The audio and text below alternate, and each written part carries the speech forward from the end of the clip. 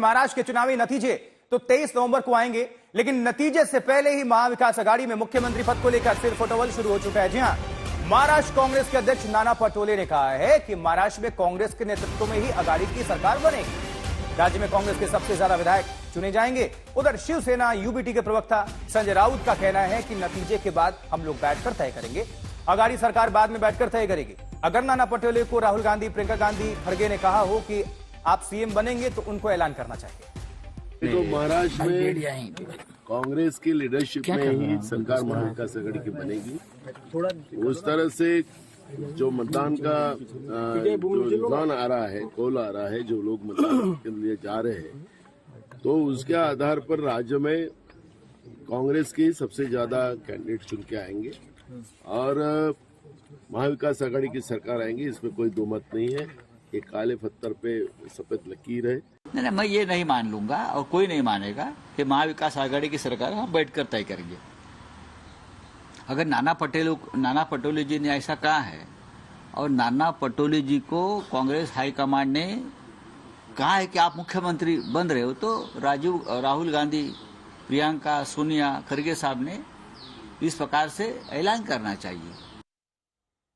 देखिए, अब नतीजे का ऐलान हुआ नहीं है और सीएम की कुर्सी पर कौन बैठेगा, इस पर बयानबाजी शुरू हो चुकी है। कल महाराष्ट्र की सभी 288 सीटों पर मतदान हुआ है। 23 नवंबर को परिणाम आएंगे।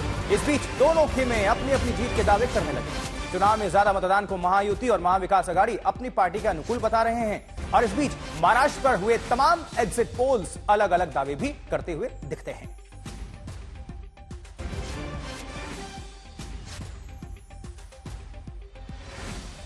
जब वोटिंग परसेंटेज बढ़ता है तो बीजेपी को ही उसका फायदा होता है। तो मैं ऐसा मानता हूं कि निश्चित रूप से ये जो बढ़ा हुआ वोटिंग परसेंटेज है, ये बीजेपी और हमारे अलायंस के लिए, महायुति के लिए ये फायदा हमको देगा और इसका फायदा हमको होगा। मुझे ऐसा लगता है कि जो रुझान सामने आ रहा है कि वोटिंग परसेंटेज बढ़ गया है। जब वोटिंग परसेंटेज बढ़ जाता है तब लोगों को सरकार के खिलाफ एक मत तैयार होता है, जो लोग बाहर आकर लोग मत डालते हैं। तो this is vote for change और बदलाव के लिए वोट पड़ा है, ऐसा मेरा अनुमान है। और महाराष्ट्र में महाविकास आघाड़ी की सरकार बनेगी। और ये जिस तरह से छत्रपति शिवाजी महाराज की प्रतिमा में इन लोगों ने भ्रष्टाचार किया और ये भ्रष्टाचारी कितने उसका उदाहरण दिया और उसमें अवमान किया शिवाजी महाराज की प्रतिमा का, तो ये सब लोगों का गुस्सा एक साथ आके बीजेपी और उनके अलायंस को सत्ता से बाहर करने की लोगों ने मानसिकता बनाई थी और पूरे महाराष्ट्र में हम घूमे। आज भी जो रिजान जब वोटिंग चल रहा था तब हम पूछ रहे थे तो सभी महाराष्ट्र से निकाल यही आ रहा था, एमवीए महाराष्ट्र में बहुमत में आएंगे। 170 के ऊपर महाराष्ट्र में एमवीए की सीटें आएंगी। उम्मीद पे दुनिया कायम है, लेकिन नाना पटोले जी को ये जानना चाहिए कि उनकी नैया तो डूब चुकी है। महाराष्ट्र में एक बात तय हो चुका है कि महाविकास आघाड़ी की पूर्ण बहुमत की सरकार आ रही है।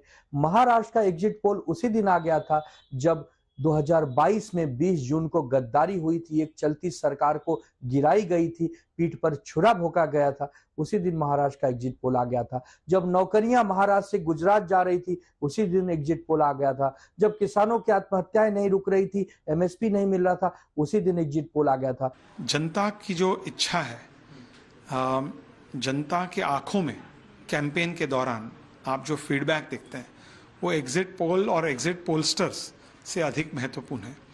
और जनता के फीडबैक से मैं कॉन्फिडेंटली कह सकता हूं कि जनता ने तय किया कि वे महायुति सरकार को एक हैट्रिक देना चाहते हैं। देखिए, सीटों पे मैं कह नहीं सकता हूं, लेकिन एक कंफर्टेबल मेजोरिटी से महायुति सरकार जीत जाएगी। मुस्तफा शेख का रुख करेंगे। मुंबई महाराष्ट्र से हमारे संवाददाता जुड़ चुके हैं। मुस्तफा, अभी तो परिणाम आने बाकी हैं, लेकिन अभी से अपने अपने जीत के दावे शुरू हो चुके हैं। उधर सिर्फ फुटबॉल भी शुरू हो गया कि कौन मुख्यमंत्री बनेगा। परिणाम का इंतजार कोई नहीं कर रहा है। जी बिल्कुल, आप कह सकते हैं कि महाराष्ट्र में जो क्लोजली फाइट चुनाव है उसमें एग्जिट पोल भी बता नहीं पा रहे हैं कि किसकी तरफ रुझान है, किस तरह का रिजल्ट आता है। उसके बाद महायुति हो या महाविकास आघाड़ी, महाराष्ट्र में मुख्यमंत्री कौन बनेगा, इस पे विवाद होना लगभग लाजमी है। जी, लेकिन मुस्तफा, अभी अपनी अपनी जो जीत के दावे हो रहे हैं उसको लेकर क्या हलचल है? क्योंकि वोटिंग परसेंटेज बढ़ना ये क्या इंडिकेशन है? वोटिंग तो अच्छी हुई, लेकिन इसमें अपने अपने फायदे के हिसाब से बयानबाजी हो रही है, चाहे महायुति की तरफ से या फिर महाअघाड़ी। अब एग्जिट पोल के जो नतीजे बताए जा रहे हैं उसको लेकर क्या हलचल है? देखिए, वोटिंग परसेंटेज की जहां तक बात है, अभी फाइनल फिगर सामने नहीं आया है। 65% अभी वोटिंग परसेंटेज महाराष्ट्र में दिखा रहा है, लेकिन लोकसभा का महाराष्ट्र का जो वोटिंग परसेंटेज है वो 69% रहा है। तो एक तरह से अपवर्ड ट्रेंड था जो कि विधानसभा में भी देखने के लिए मिला है। अब कई बार कहा जा रहा है कि महिलाओं ने ज्यादा वोट किया है तो महायुति के फेवर में जाएगा लाड़की बहन योजना की वजह से। तो ये सारे अनुमान लगाए जा रहे हैं, लेकिन एक बात साफ दिख रही है कि कई ऐसी सीटें हैं महाराष्ट्र में जिसमें वोटिंग मार्जिन जीतने का जो मार्जिन है वो 2000 वोटों से भी कम का होगा। तो इतना एक जब आप क्लोजली फाइट चुनाव देखते हैं तो कौन सा कोलिजन जीतेगा ये कह पाना मुश्किल होता है। किस पार्टी की सीट आएगी, ट्रेंड क्या कहता है? महाराष्ट्र में जब भी अगर वोटिंग परसेंटेज हाई हुई है तो वो ट्रेंड क्या कहता है, किसकी तरफ शिफ्ट हुआ है वो वोट? और क्योंकि देवेंद्र फडणवीस कह रहे हैं कि ज्यादा जब वोट होता है तो बीजेपी को फायदा पहुंचता है, उधर महाअघाड़ी कह रही है कि ये बताता है कि सत्ता के प्रति जो है लोगों में आक्रोश है, उसके खिलाफ वोट। देखिए, मैं तीसरी बात कहूंगा, जैसे मैंने आपको बताया कि लोकसभा में 69% वोट परसेंटेज हुआ था, तब बीजेपी के खिलाफ मैंडेट गया था। अब 64% वोट हुआ है, यानी कि कई लोग ऐसे हैं जो महाराष्ट्र की राजनीति में जो लोकसभा में जितना रुचि ले रहे थे उतनी रुचि नहीं ले रहे हैं। पार्टियों के बंटवारे से वोटर के ऊपर असर पड़ा है।